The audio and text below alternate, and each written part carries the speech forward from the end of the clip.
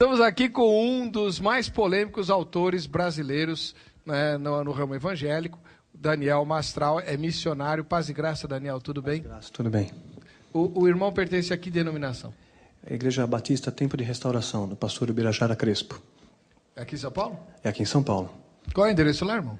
Fica na Avenida Engenheiro Caetano Álvares. O número eu não me lembro agora porque mudou recentemente de local. Tá, é a Engenheiro Caetano Álvares, é a do Estadão, né? É a do Estadão. Muito bem. O irmão é evangélico desde o berço? Não, me converti com 25 anos de idade. Aí foi uma experiência que é narrada no livro Filho do Fogo. Muito bem. Antes de ser de Jesus, o irmão praticava que tipo de crença? Eu me envolvi com engano, me envolvi com satanismo. Comecei já aos 17 anos de idade a ser aliciado pela alta magia, pelo satanismo. Acabei ingressando oficialmente aos 18 anos e fiquei até os 25 anos ali servindo ao diabo. Que tipo de denominação a gente podia usar? O irmão era um bruxo, um mago? Se é que tem diferença? Eu diria um satanista. Hoje eles se intitulam com um termo, eles usam uma terminologia própria. Hoje eles se autodenominam um grupo chamado Irmandade. Então, diferente das outras seitas, há uma larga diferença em você servir ao diabo e ter aliança com o diabo. Então, digamos, existem muitos que servem ao diabo. Imagina uma empresa cujo presidente da empresa, digamos que o homem seja um pequeno empresário, ele é o presidente da empresa. Abaixo dele, digamos que ele tenha 4 filhos, cada um dos filhos ocupa a diretoria dessa empresa. Então, ele tem os diretores, abaixo da diretoria, todo o organograma de uma empresa. Chegamos na base da pirâmide. Pessoas que cuidam da limpeza, da manutenção, da segurança. Essas pessoas que estão na base servem ao dono. É o mesmo proprietário, mas não tem aliança com ele. Quem tem aliança são os filhos, que além de serem diretores, têm maior poder hierárquico sobre quem estão abaixo dele, são os filhos do dono. Então eu fiz parte de um grupo que eles se intitulam Irmandade, mas também usam a terminologia Filhos do Fogo. É um grupo, uma organização mundial, tem braços em várias seitas, em vários segmentos da nossa sociedade mundial, e tem como objetivo principal, central, preparar o cenário global para a vinda do recebimento do anticristo. Como é que eles fazem isso? Bom, eles vão utilizar vários subterfúgios para isso, existem várias ferramentas para isso. Primeiro, eles vão ter que se preocupar com a igreja, porque a igreja tem um poder dado por Deus de oferecer resistência ao diabo. Interessante que a igreja não tem o poder de fazer com que o inferno deixe de existir. Eu já ouvi falar até que tem uma igreja aí orando e jejuando para o diabo se converter, né? Parece até piada, mas infelizmente... Não, eu ouvi um depoimento aqui no nosso programa, um convidado que disse o seguinte, que ele presenciou numa igreja aqui em São Paulo, um exorcismo, né? Em que o que chamou a atenção dele foi que o demônio estava lá chorando, né? Dizendo para o pastor que estava ministrando o exorcismo, o obreiro lá, que eu tenho saudades do céu, pena que Deus não me recebe mais, e volta. Aí o pastor começou a orar, Senhor, vê aí, o demônio está arrependido, aceita ele de volta. Eu já escutei histórias as mais estapafúrdias, né? Não, isso escandaliza o capeta, né? Escandaliza o capeta, claro, deixar o capeta arrepiado ali. Então nós não temos esse poder, mas o poder dado à igreja é de oferecer resistência a Satanás. Para que a igreja possa oferecer resistência, ela precisa, a condição para a resistência é obediência aos preceitos da palavra de Deus. Isso te dá qualificações, capacitação de combater o bom combate e efetivar a verdadeira resistência espiritual contra Satanás. O que eles vão procurar fazer primeiro? Eliminar a força de resistência que é a igreja.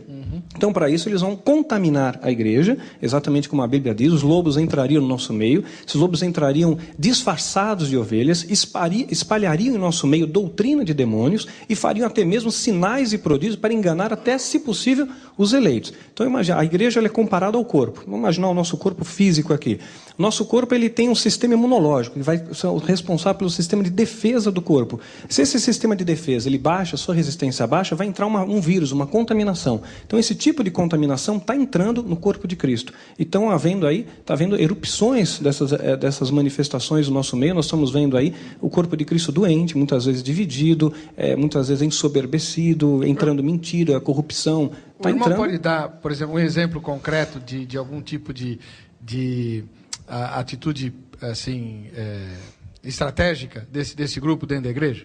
A atitude, existem dezenas de métodos, né, para neutralizar a igreja, neutralizar ministérios. Eu vou procurar sumariar e vou me ater ao mais utilizado. Existem várias estratégias para isso, até o mais utilizado. Primeiro, é claro, vai ser envenenar o corpo de Cristo com uma contaminação. Eu vou desmembrar essa contaminação para ficar mais claro.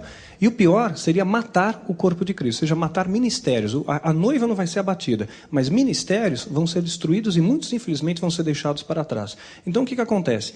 Imagina que uma caixa de som, ela está ali preservada, né? Funciona quando passa corrente elétrica sobre ela. Se você tirar essa caixa de som da eletricidade, da fonte de energia, essa caixa de som, embora tenha aparência de caixa de som, ela não faz mais a função dela, não produz mais som. A igreja, embora a igreja possa ter aparência de igreja, se essa igreja for desplugada do plugue do céu, deixa de fluir sobre ela o Espírito Santo, e aí sim aquele ministério morre. Vai entrar doutrina humana ali, como nós estamos vendo aí uma série de soluções mágicas para resolver problemas. A Bíblia diz que aquele que confessa os pecados e os deixa, alcança a misericórdia. E hoje eu tenho ouvido cada vez menos essa frase, de confessar pecado e deixar, de buscar o arrependimento, o perdão. A gente está tornando soluções mágicas, atalhos. Mas respondendo agora a sua pergunta de forma mais objetiva, a principal estratégia é divisão. Satanás sabe que uma igreja dividida não vai prevalecer. Casa dividida não prevalece. Então, como é que ele vai utilizar a estratégia de divisão? O satanista se infiltra na igreja, vai procurar de forma principal, vai colocar como sua ênfase de objetivo cargos de liderança, mas não uma liderança como sendo um líder da igreja, do ministério. Vai procurar lideranças menores. É mais fácil você enganar um grupo de 8, 10 pessoas que enganar 300, 400. Então, ele se infiltra numa célula, numa reunião de oração, num grupo menor. Ali ele pega a entidade, cada satanista ele está ligado a algumas entidades. Então, no meu caso, eu tinha um tal do Abraxas lá, que dizia que era o meu guardião, né? Quer dizer, a imagem que eles procuravam passar para mim através do engano. Então, você entra ali, a entidade te aponta quem você pode atacar com feitiço e quem não pode. Então, o feitiço ele vai encontrar, maldição encontra pouso, quando existe um ponto de contato, que é o pecado, a legalidade. O Satanás é um ser legalista, ele precisa de um elo para tocar na sua vida. Ou com a permissão de Deus, que foi o caso de Jó, né? Nesse caso, Satanás é uma ferramenta nas mãos de Deus para dar um polimento, lapidar a sua fé. Tanto é que no final do livro, Jó escreve, agora meus olhos te veem, antes eu conheci apenas ouvir falar. E a segunda é a legalidade, é o pecado, a brecha. É isso que nós chamamos a batalha espiritual de brecha, legalidade. Ele entra ali, lança um feitiço, pode causar uma doença. Satanás pode causar doença, nós vemos isso tanto no Velho Testamento quanto no Novo Testamento, nós vemos evidências disso, tanto no caso de Jó, todo o estrago que ele fez com a anuência de Deus, quanto no Novo Testamento, Jesus muitas vezes expulsa doenças causadas por demônios, que também não quer dizer que toda doença seja do diabo também, senão a gente cai no outro extremo da questão, né? E pode causar uma doença, a pessoa fica doente por encantamento. Aí o próprio satanista, disfarçado ali, ele vai fazer o quê? Promover sinais e prodígios para caracterizar o engano. E vai fazer disso debaixo de um show pirotécnico. Então ele reúne as pessoas, olha, eu vou orar por você, porque hoje Deus disse que vai te curar. E ora até mesmo em línguas. Em línguas verdadeiras, não. Né? Porque quem fala em línguas é somente quem tem o poder do Espírito Santo. No entanto, no satanismo, eles têm prazer na profanação. Eles adotaram o aramaico como uma linguagem universal da alta magia para lançar maldição, conjuro, feitiço, etc. Ele tira a seta que aquela mesma entidade lançou. A pessoa é curada. Aquilo mostra um espanto às pessoas à volta. Então ele começa a promover sinais, a dar sinais, fala, por exemplo, para alguém, pega alguém mais frágil do grupo e diz, olha, você lembra aquela briga que teve ontem na sua casa? Olha, o seu marido falou isso para você, o seu pai disse isso para você. O próprio diabo causou a briga. Então ele sabe o que aconteceu no dia anterior. E ele transforma aquilo numa revelação de Deus. Está enganando. Está promovendo sinais, prodígios para enganar. E aí aquela pessoa acredita naquele falso profeta. E ele começa a espalhar boatos. Vai dizer, olha, sabe uma coisa? Vou dizer uma coisa para vocês, meus irmãos, um grupo pequeno. Olha, o pastor da nossa igreja, Deus está me revelando agora, o pastor da nossa igreja está adulterando a esposa. O pastor da nossa igreja é satanista. Olha, o nosso líder está desviando o dinheiro da igreja, mas não contem isso para ninguém, né? Não falem para ninguém, vamos apenas orar. E olha, a língua é uma coisa tão pequenininha, mas dura de dominar, né? E rapidamente isso se alastra. E quando se alastra, promove divisão.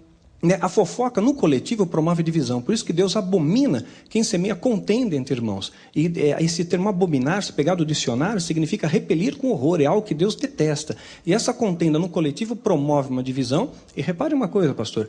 Quando ocorre rebelião numa igreja, a divisão, quando ela é promovida por rebelião, é uma questão de tempo. Aquele ministério vai brigar entre eles de novo, racha outra vez, briga outra vez, racha. Isso que nós chamamos na batalha hereditária, na maldição, na batalha espiritual, de maldição hereditária. Aquela coisa vai se perpetuando debaixo de uma legalidade. Só tem uma maneira de reverter, pedir perdão para Deus e humildade, pedir perdão ao homem ali, né?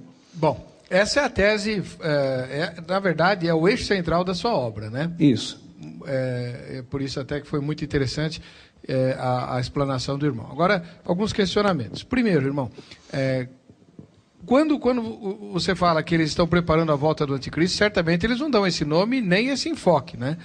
Como é que eles trabalham os seus seguidores com relação a isso? Não, eles falam declaradamente, é o anticristo. Eles acreditam, eles vendem uma imagem distorcida, e o poder de persuasão de Satanás, ele é muito grande. Satanás é um ser extremamente inteligente. Muitas vezes nós temos a ideia de que Satanás é um leão sem dentes, mas a Bíblia compara ele ao leão. Né? Diz que ele é como o leão, ele não é o leão, né? Mas ele se assemelha ao leão. O leão é um símbolo de poder. Queremos lembrar também que Satanás enganou até mesmo os anjos. Sim. Né? Arrastou a terça parte dos anjos. Então ele tem um poder de engano, de persuasão muito forte. Paulo, quando ele se remete a Satanás, a Bíblia, ele usa a terminologia as astutas ciladas do diabo. Então isso significa que nós estamos lidando com um ser muito inteligente, com um poder de persuasão muito grande, e ele engana os seus seguidores de tal forma que eles acreditam que estão realmente desfrutando do melhor da terra. É aquela tese do filme, quer dizer que Deus é o bandido, o diabo é que é o mocinho, é mais ou menos isso? Exatamente. E eles preparam as pessoas para a vinda do representante de Satanás. O representante de Satanás. Agora, irmão,